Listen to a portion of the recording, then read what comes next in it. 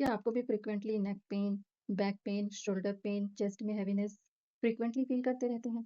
और आपको लगता है कि ये आपकी डे टू डे लाइफ़स्टाइल की वज़ह से ऐसा हो रहा है और आप जस्ट पेन किलर लेकर इसको थोड़े टाइम के लिए इग्नोर कर देते हैं, पर ये फिर से रिपीट हो जाता है और आप फिर से मान लेते हैं कि ये मेरे गलत बैठने-उठने के पोस्चर की वज़ह से या फिर हेल्दी लाइफ़स्टाइल ना होने की वज़ह से ही हो रहा है। तो आज हम इसको एक अलग पर्सपेक्टिव से समझेंगे। Hello everyone, I am Pratibha, a life coach and a practitioner healer और आज हम समझेंगे कि ये सारे इमोशंस ना केवल हमारे गलत लाइफस्टाइल की वजह से हो रहे हैं, बल्कि जो हमारे इमोशंस जो हमारी बॉडी में स्टोर हो गए हैं, उनकी वजह से भी हो सकते हैं। अब हमारे इमोशंस हमारी बॉडी में स्टोर होते हैं, साउंड्स वियर्ड नो? यहाँ मैं आपको बताती हूँ। जब भी हमारी बॉडी में पेन होता है, तो एक्चुअल में हमारी बॉडी क्या कर रही होती है? हमारी बॉडी उस पेन के थ्रू हमें सिग्नल भेज रही होती है कि आप यहाँ पे अटेंशन दीजिए, यहाँ पे कुछ प्रॉब्लम है। इतना तो हम बेसिक सब जानते ही हैं। अब इसको समझते हैं कि ये इमोशन से कैसे अटैच्ड है। तो आइए पहले बात कर लेते हैं नेक पेन की। नेक पेन अक्सर तब होता है जब हम अपनी लाइफ में कुछ चीज़ों को ना एक्सेप्ट नहीं कर रहे होते हैं।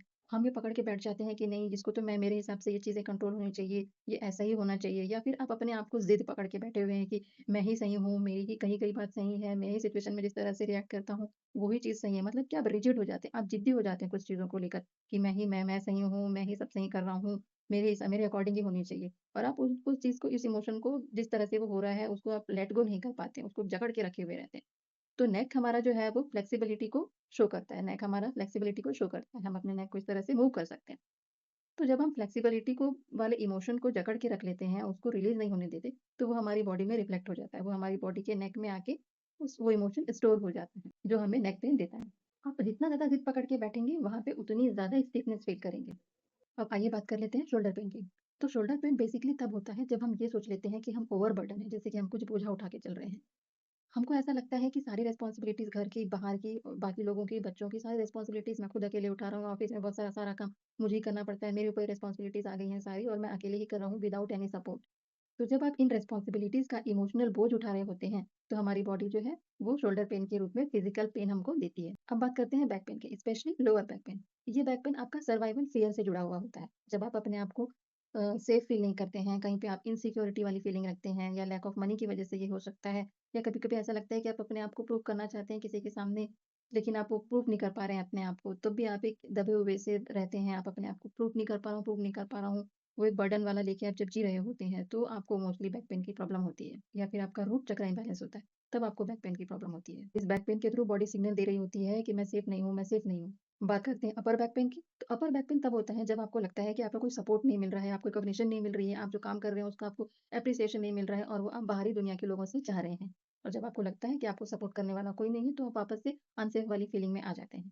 और आप ये सोचते हैं कि मेरे साथ तो कोई है ही नहीं, मैं तो बिल्कुल अकेला हूँ।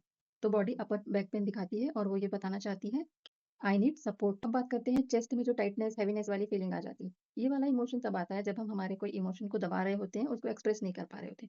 आपके अंदर आप हर्ट हैं लेकिन आप सामने रो नहीं पा रहे हैं। आप गुस्से में हैं लेकिन आप उसको एक्सप्रेस नहीं कर पा रहे हैं। आपको प्यार चाहिए लेकिन आप उसको माँग नहीं पा रहे हैं। तो आप उसको क्या कर रहे हैं? अपने हार्ट में ही अंदर-अंदर दबा रहे हैं। तो इसीलिए आपको चेस्ट में हेवीनेस फील होता है। इस हेवीनेस के थ्रू आपकी बॉडी आपसे कह रही होती है कि जो भी आप इमोशन फील कर रहे हैं, उसको आप एक्सप्रेस करिए, उसको सप्रेस मत करिए। अब बात करते हैं आर्म्स पेन की। आर्म्स पेन तब होता है जब आप कुछ चीज़ देना तो चाहते हैं, लेकिन कुछ न कुछ अंदर ही अंदर आपको रेज़िस्ट कर रहा है या फिर आप बहुत ज़्यादा दे रहे हैं और बदले में कुछ रिसीव नहीं कर पा रहे। तो बॉडी हमको आर्म्स पेन देती है। इन सब पेन के ज़रिए बॉडी आपको कोई पनिशमेंट नहीं दे रही है, बॉडी आपको जगाने की कोशिश कर रही है कि जो भी इमोशंस हैं, उसको आप रिलीज़ करो। तो आज से पेन किलर लेने से पहले अपने आप से एक सवाल पूछिएगा कि मैं कौन-सा इमोशंस पकड़ के बैठा हूँ? जब वो इमोशन रिलीज़ होगा, तो बॉडी खुद ब खुद हल्का महसूस करेगी। याद रखिएगा हीलिंग पोस्चर से नहीं, इमोशन रिलीज़ करने से होती है। अगर अभी मेरे साथ हीलिंग की प्रैक्टिस करना चाहते हैं, तो मेरे साथ आँखें बंद करिए, टेक अ डीप ब्रेथ और अपने आप से ये कहिए कि अब मैं ये सारे इमोशंस जो मैं कंट्रोल कर रहा था, उसको मैं रिलीज़ करता हूँ। जो भी मैं समझ रहा था कि मुझे सपोर्ट नहीं मिल रहा है या मैं सब कुछ काम अकेले करता हूँ, उन सबको मैं रिलीज़ कर रहा हूँ और मुझे भरपूर सपोर्ट और सहयोग मिल रहा है और मैं पूरी तरह से सेफ हूँ। अब take a deep breath, release और अब ऐसा महसूस करिए कि आपकी बॉडी से एक वो ही बहुत बड़ा जो हेवी वेट था, वो धीरे-धीरे बाहर निकल गया है। आप देखेंगे कि आप इस एक्सरसाइज़ से बहुत लाइट वेट महसूस करेंगे। डेली 7 डेज़ ये प्रैक्टिस करिए। इस प्रैक्टिस से बॉडी को ये मैसेज पहुँचेगा कि बॉडी पूरी तरह से सेफ है और वो ये सारे इमोशंस को, नेगेटिव इमोशंस को रिलीज़ करने लगेगी। चाहते हैं कि मैं आपके लिए फ्री हीलिंग सेशंस लेके आऊँ, तो कमेंट में लिखिए हीलिंग।